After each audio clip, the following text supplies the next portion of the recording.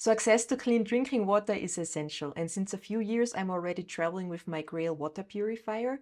It allows me to filter drinking water anywhere in the world, and so far I'm very pleased with the results. I mean, obviously I'm not a chemist, so I cannot really give you an analysis if it really does what it says, but all I can tell you is that over the years traveling, I never had any problem with drinking water. So it seems to be working as far as I can tell. So I own the Grayl Geopress since a few years, but my biggest struggle with it was that it's just so bulky.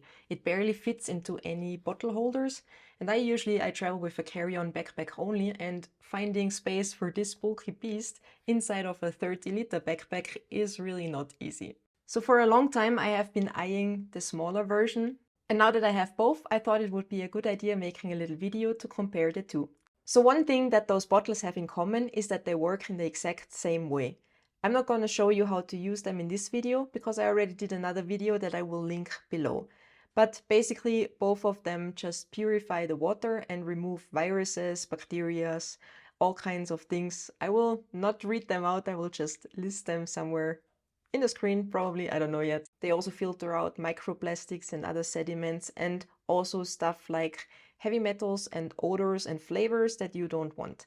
And that's actually my favorite thing about those bottles, because I'm Austrian, we have excellent water coming from the taps, and I'm very spoiled when it comes to water. So as soon as I travel somewhere where it tastes a little bit like chlorine or anything else, and most people may not even notice that it does, I immediately have a very, very hard time drinking that water.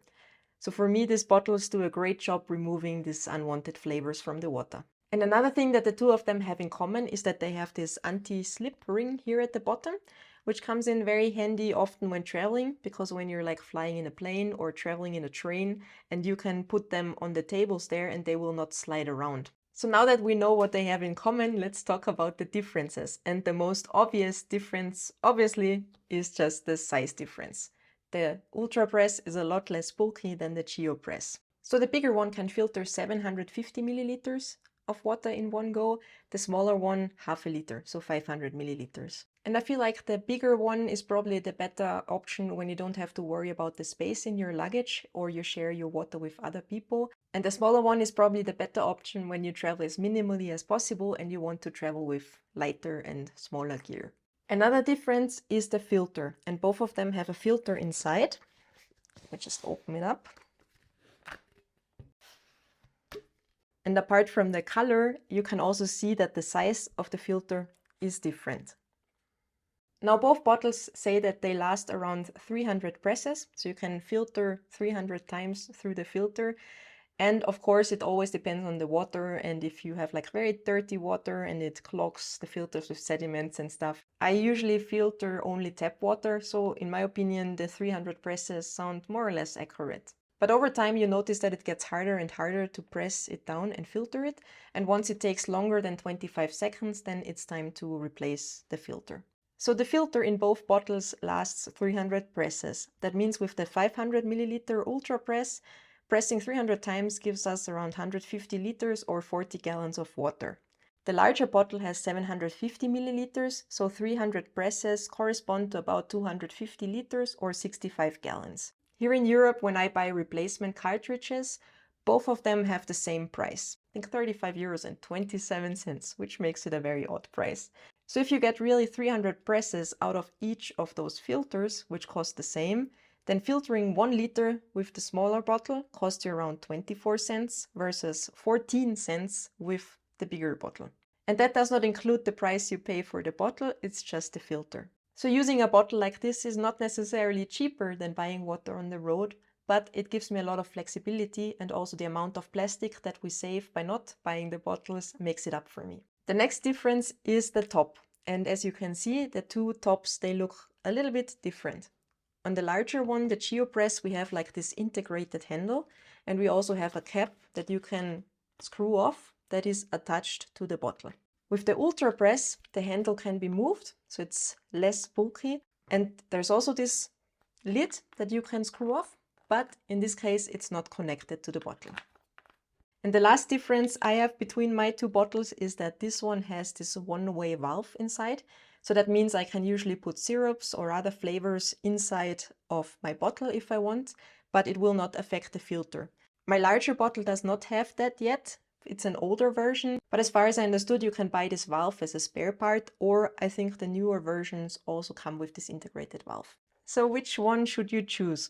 In my opinion, the smaller one is the better option if you need a more compact and lightweight solution for shorter trips. And I think the larger one is the better option if you want to pay less for filtering water, because at the end of the day, since the filters cost the same price, this one gives you 100 liters more of filtered water than this one.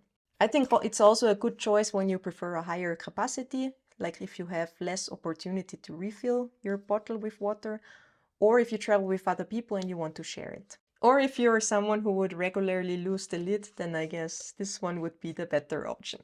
Now in my case, I decided to keep both of them at the moment. I will use this one when Everson and me are traveling by airplane and bring as minimal gear as possible. And I will keep this one because we often travel for a few months to Spain or other countries in Europe by car. And for that, I think this is the better solution. So that's my plan at the moment. So I think both bottles do an equally good job filtering the water, so it ultimately depends on your need. I am very happy with both, and having access to clean drinking water on the go is always a big help. So at the end of the day, using these bottles is really not cheaper than buying water on the go, but the flexibility and the amount of plastic that I save really makes it up for me. I always hated it to bring back these big bulky water containers to the Airbnb so we have enough water for cooking and stuff.